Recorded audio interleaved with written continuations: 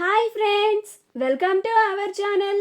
Karthika Deepam serial next ఎపిసోడ్లో ఏం జరగబోతోందో ఈ వీడియోలో చూసి తెలుసుకుందాం.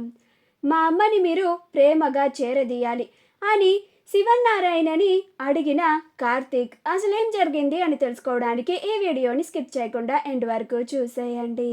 కార్తీక్ వర్కర్లతో మాట్లాడిన తర్వాత శ్రీధర్ పారిజాతంకి కాల్ చేస్తాడు. అప్పుడు పారిజాతం ఇదేంటి నాకు ఇప్పుడు ఫోన్ చేస్తున్నాడు అని పక్కకి వచ్చి కాల్ని లిఫ్ట్ చేసి ఏంటి నాకు కాల్ చేసావు అని అంటుంది. అప్పుడు శ్రీధర్ మర్యాద తగ్గింది అత్తయ్య గారు అని అంటాడు. అప్పుడు పారిజాతం ఏంటి అల్లుడు గారు మీరు ఇప్పుడు నాకు కాల్ చేశారు అని అంటుంది.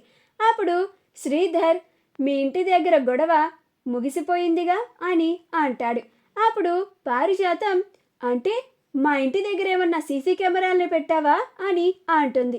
అప్పుడు శ్రీధర్ లేదత్తయ్య గారు, ఆ వచ్చిన వర్కర్లు నా మనుషులే, నేనే వాళ్ళని రెచ్చగొట్టి మరి మీ ఇంటి ముందు గొడవ చేయమని పంపించాను అని అంటాడు.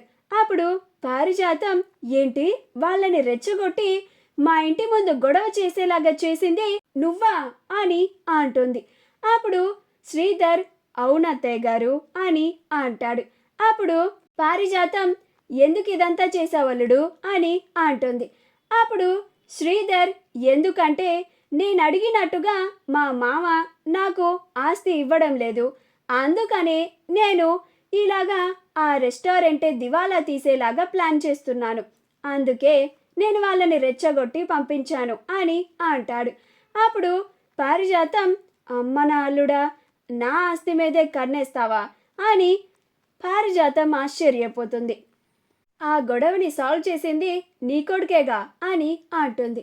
అప్పుడు శ్రీధర్ నా కొడుకు వచ్చి మాట్లాడాడు కాబట్టే వాళ్ళు వచ్చి నాకు కాల్ చేయగానే నేను వాళ్ళని గొడవ ఆపేయమంటే అప్పుడు వాళ్ళు నా కొడుకు చెప్పిన దానికి ఒప్పుకున్నారు, లేకపోతే రేపు వాళ్ళు ఖచ్చితంగా ధర్నా చేసి ఆ శివనారాయణ పరువుని నడి వీధి మీద పెట్టేవాళ్ళు అని అంటాడు. అప్పుడు పారిజాతం నువ్వు మామూలుడివి కాదల్లుడు అని అంటుంది.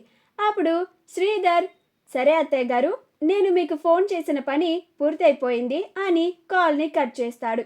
ఆ తరువాత పారిజాతం కూడా ఇంట్లోకి వెళ్తుంది. శివనారాయణ కార్తీక్ని చెప్పరా నీకిప్పుడు ఏం కావాలి, నువ్వు ఏదడిగినా నేను ఇస్తానని నీకు మాట ఇచ్చాను అని అంటాడు. అప్పుడు కార్తీక్ అలాగే పెద్ద సారు, మాకు ఏం కావాలంటే మీరు దూరంగా పెట్టిన మీ కూతురు అదే మా అమ్మ కాంచనని మీరు ప్రేమగా చేరదీయాలి. ఇన్ని రోజులు మీరు ఆవిడ ఈ ఆస్తి కోసమే మీతో గొడవలు పడుతుందని, మీకు దూరంగా ఉందని, మీరు చెప్పినట్లుగా వినడం లేదని మీరు ఆవిడని అపార్థం చేసుకున్నారని ఒప్పుకోవాలి. ఆవిడ నిజానికి ఆవిడ మీ నుంచి ఒక చెల్లి గవ్వ కూడా ఆశించడం లేదని మీరు నమ్మాలి. ఆవిడని మీ కూతురిగా ప్రేమగా చేరదీసి అంతకు ముందులాగానే ఆవిడతో మీరు మాట్లాడాలి. ఆవిడ మీ నుండి కేవలం ప్రేమని మాత్రమే ఆశిస్తుంది అని మీరు ఆవిడని అర్థం చేసుకోవాలి. మా అమ్మకి మీరు పుట్టింటిగా అండగా ఉండాలి. మీరు పుట్టింటిగా అండగా ఉండాలి అంటే మీ డబ్బులు తీసుకెళ్ళి ఆవిడకి ఇవ్వమని అర్థం కాదు.